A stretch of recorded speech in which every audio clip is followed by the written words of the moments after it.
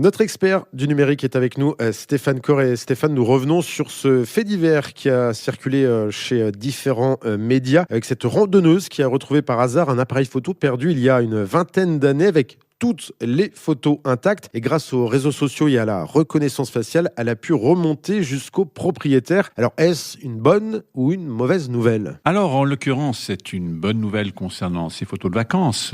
Néanmoins, toutes les cartes mémoire ne contiennent pas que des photos de vacances non plus. Oui, ça c'est sûr. Certaines photos peut-être très privées. En tout cas, ça pose la question des données numériques qui existent 20 ans après. Elles sont toujours là, malgré le temps, malgré la météo, malgré le fait qu'elles soient perdues, égarées dans des milieux hostiles. Voilà, les technologies changent, des formats évoluent, mais les données restent accessibles. Et ça, faut en être vraiment conscient. Conscient aussi que même si on les efface par des méthodes conventionnelles, elles vont rester accessibles sur le support. Elles ne seront plus visibles quand on les insère dans un ordinateur ou dans un autre périphérique. Et néanmoins, elles vont quand même être accessibles en utilisant un logiciel de récupération de données effacées. Et les données effacées, finalement, quand on les efface par des moyens conventionnels, c'est un peu comme si on prend l'annuaire téléphonique. Alors, pour ceux qui nous écoutent et qui ne se souviennent pas de ce que c'est un gros livre en papier avec des adresses dedans.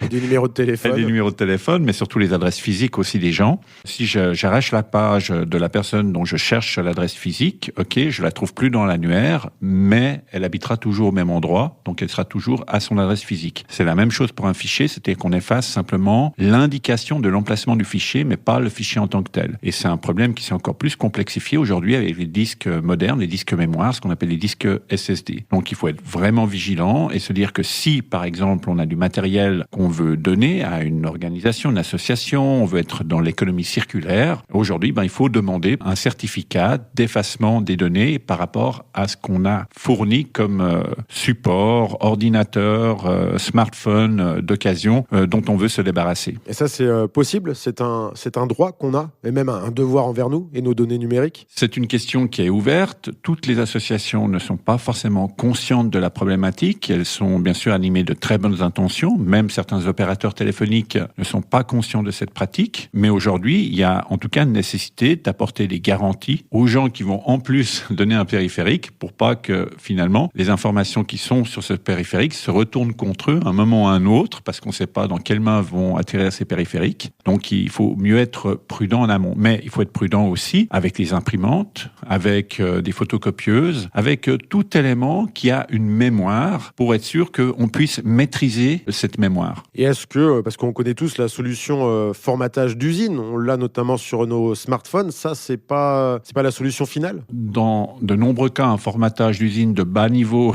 sur un ordinateur va correspondre à un effacement correct des données. Après, suivant d'autres types de formatage, ça sera pas suffisant. Il restera des traces, après lesquelles. Et puis, sur les disques SSD, il y a plutôt des logiciels qui sont des logiciels fournis par le fabricant du disque dur qui peuvent permettre de faire cet effacement. Et une manière assez simple pour trouver la bonne solution, c'est demander de poser la question à quelqu'un qui ne va jamais mal le prendre, toujours répondre 24 heures sur 24, 7 jours sur 7, c'est-à-dire un moteur de recherche. Et demander comment effacer des données de manière sécurisée ou définitive. Et là, il y aura un certain nombre de solutions qui vont être proposées. Si on a des logiciels, on va mettre le nom du logiciel dans YouTube et là aussi, on va peut-être avoir un guide. Donc, on a des moyens de le faire, même si on ne connaît pas bien la technique. Une fois de plus, on va rappeler, Stéphane, qu'il faut être vigilant avec nos données numériques. Elles pourraient rester même après notre disparition sur cette planète Terre. Exactement.